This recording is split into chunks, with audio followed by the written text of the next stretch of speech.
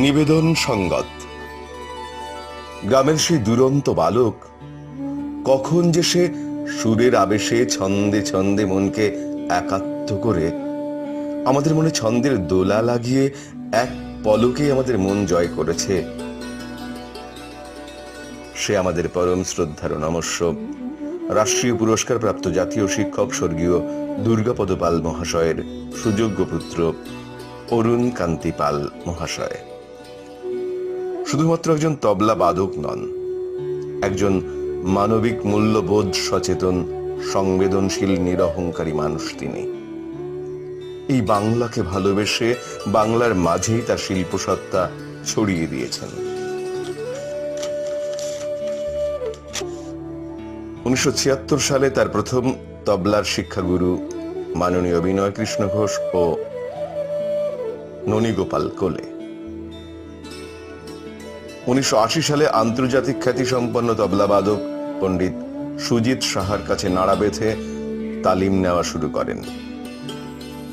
1981 সালে তার সঙ্গীত জীবনের প্রথম যুদ্ধ হুগলি জেলার তবলা লহরা প্রতিযোগিতায় প্রথম স্থান।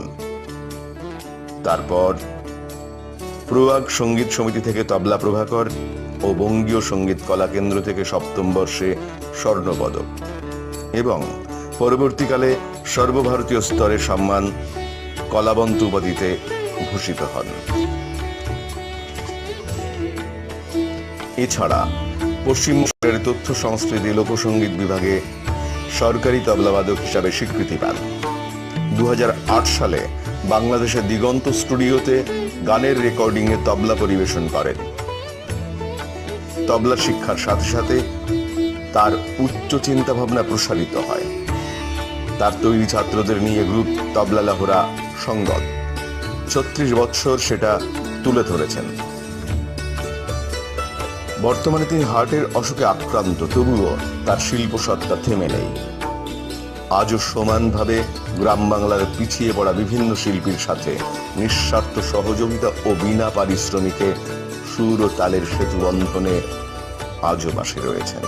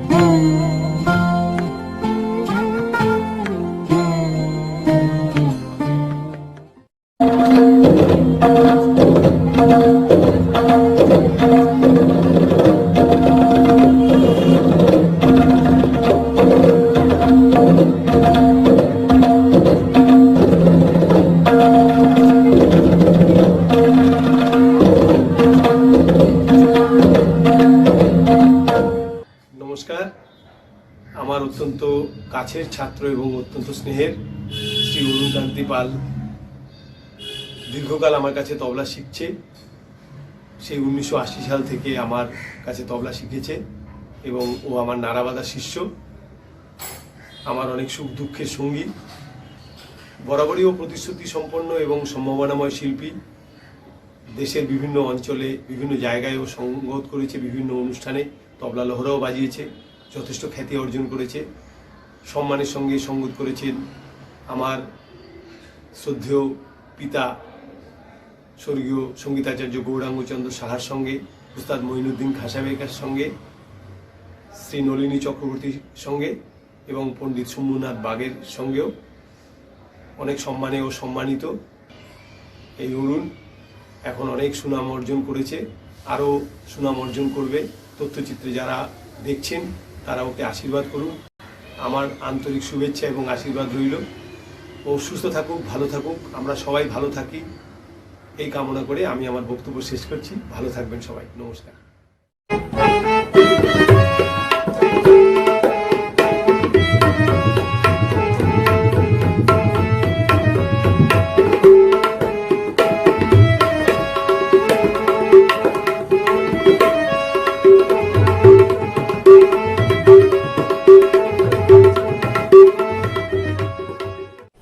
নমস্কার, শ্রী অরুণ কান্তি পাল, অরুণ কাকু। তো ওনার সাথে আমার যেদিন প্রথম আলাপ হলো, তো আলাপ করে মানে কথাবার্তা বলতে বলতে এমন একটা উনি আমার হৃদয়ে কোথাও একটা প্রবেশ করলেন, যেন মনে হলো উনি তো আমার হৃদয়ে অনেক সময় ধরে ছিলেন, আজ আমি ওনাকে খুঁজে পেয়েছি। আর বাজনার কথা কি বলবো, এত সুমধুর হাত, এত ভালো লয়কারী, কিন্তু গানের সাথে যখন উনি বাজালেন, আমার গানের সাথে কি সুন্দর মনে হচ্ছে তবলাতেই গান বাজছে। এটাই খুব বিরাট ব্যাপার। আরেকটা খুব বড় ব্যাপার আমি ওনার সম্বন্ধে বলতেই চাই, মানে বলবই, যে উনি 1980 সাল থেকে পণ্ডিত সুজিত সাহার কাছে, সুজিত বাবুর কাছে নাড়া বেঁধে তবলা শিখছেন এখনো। ভাবুন, 40 বছর। তো এরকম গুরু ভক্তি আর গুরু নিষ্ঠা, গুরুর প্রতি নিষ্ঠা আজকাল আমাদের সকলের শেখা উচিত ওনার কাছ থেকে। তো আমি ওনাকে শুভেচ্ছা জানাচ্ছি। ওনার দীর্ঘায়ু এবং সুস্থ দেহে উনি অনেক তবলা গান বাজনার সেবা করে যাক, এই প্রার্থনা করছি ঈশ্বরের কাছে। ধন্যবাদ।